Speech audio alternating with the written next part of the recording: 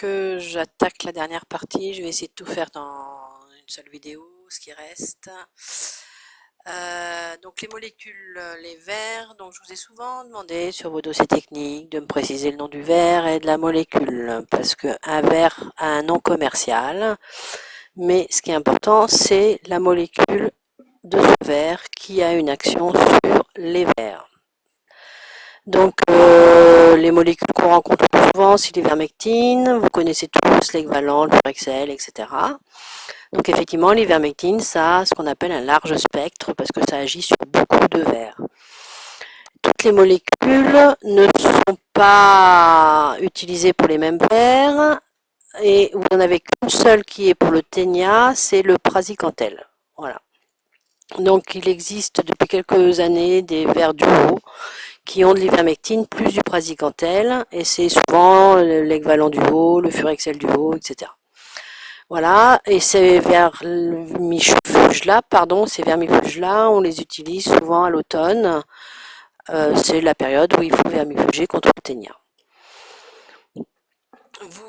Donc il faut anticiper tout ça dans la vermifugation. Chaque cheval, en fonction de son stade physiologique, vous vous souvenez, physiologique, va avoir un protocole différent, c'est ce qu'on appelle un protocole. Les poulains, souvent, alors voilà, c'est en dessous, je vous ai mis des protocoles type qui existent quand on vermifuge un petit peu à outrance, voilà, sur les animaux. L'idéal, c'est les poulains, c'est tous les 2 mois, puis à partir de 8-10 mois, ils rejoignent le planning adulte. Les autres,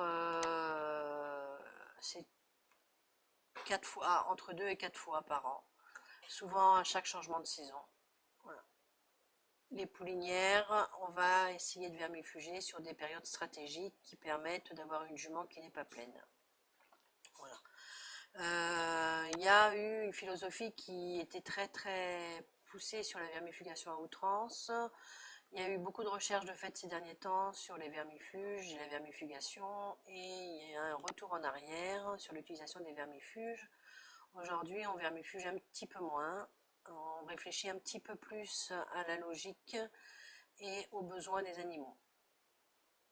Voilà, donc là vous avez un protocole qui est pas mal, je trouve, qui reprend un petit peu, mais qui est encore un protocole assez important sur le suivi des animaux, les poulinières, les poulains, etc. Moi au lycée par exemple, je pratique une vermifucation assez raisonnée, je n'abuse pas sur les vermifuges, ça va dépendre un petit peu de l'année, comment elle se passe. Mon grand principe, c'est 2 par an, les 2 grosses saisons, printemps, automne, et quelquefois en janvier si j'estime qu'il y en a besoin et que les animaux sont parasités. Et s'il a beaucoup plu. D'accord. Donc vos clubs, vos structures de stage ont tous vermifugé d'une certaine façon et vous pouvez utiliser ça comme base pour travailler. Donc là, en dessous, c'est un schéma de l'IFCE, c'est la suite de leur recherche. C'est ce qu'ils appellent la vermifugation raisonnée, c'est qu'il ne faut pas vermifuger systématiquement les animaux et qu'il faut avoir un bon équilibre entre l'animal et le milieu avec lequel il vit. Donc voilà, et après ce qui est très important, donc c'est tout ce qu'on va pouvoir mettre en place autour pour limiter le parasitisme. Donc là, tout est bien listé, c'est simplement listé, c'est à vous de lire, vous êtes capable de comprendre ce qui est écrit, c'est assez facile. Et tout ça, c'est quelque chose qu'on peut assez facilement mettre en place, sauf sur les pâtures si on n'a pas le matériel nécessaire. Il y a un autre outil qui existe, c'est la coproscopie, c'est-à-dire c'est l'analyse des crottins et qu'il faut faire assez facilement. Vous pouvez alors soit faire une analyse individuelle, soit faire une analyse de troupeau. Vous prélevez des crottins dans une parcelle, par exemple, et vous les emmenez au laboratoire, et le laboratoire va pouvoir faire une analyse et déceler si les animaux ont beaucoup d'œufs des différents vers ou s'il n'y en a pas, voilà. Et en fonction de l'infestation qu'il va y avoir, eh ben, vous allez devoir vermifuger ou pas. si vous arrivez à faire une analyse individuelle, ça peut être tel ou tel animal qui est plus parasité qu'un autre, mais en général, on vermifuge tous les animaux en même temps dans un troupeau.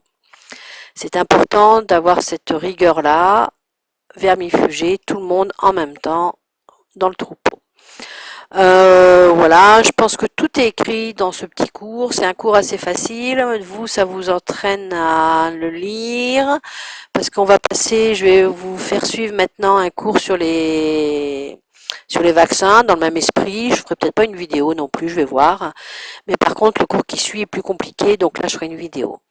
Donc, ce que je vous demande comme exercice, c'est d'établir des protocoles. Je vous ai mis en situation, vous avez des poulinières, des jeunes chevaux, des chevaux au travail, donc ça veut dire au box en général, des poulains d'un an, de 2 ans, et vous avez dans vos dossiers techniques, si vous avez bon souvenir, des protocoles types que je vous ai mis vierges, à vous d'essayer de vous mettre en situation et de vous dire, ben voilà, j'ai des poulinières, j'ai des jeunes chevaux, comment je fais, qu'est-ce que j'utilise comme vermifuge, qu'est-ce que j'utilise comme molécule, etc. Il y a un facteur qu'il faut bien prendre en compte, c'est le côté financier. N'oubliez jamais, un vermifuge tout seul, environ entre 8 et 15 euros. Si je multiplie ça par le nombre d'animaux, je monte très vite. 10 animaux, je suis à 150 euros, 20, 300 euros, etc. Et quand je le fais 3 fois, 4 fois par an, vous voyez un petit peu l'impact économique que ça peut avoir sur une structure. Voilà, et puis essayer de trouver les maladies liées au vermifuge, si vous pouvez. Voilà, salut, merci, à plus, j'espère que ça vous plaît. Au revoir.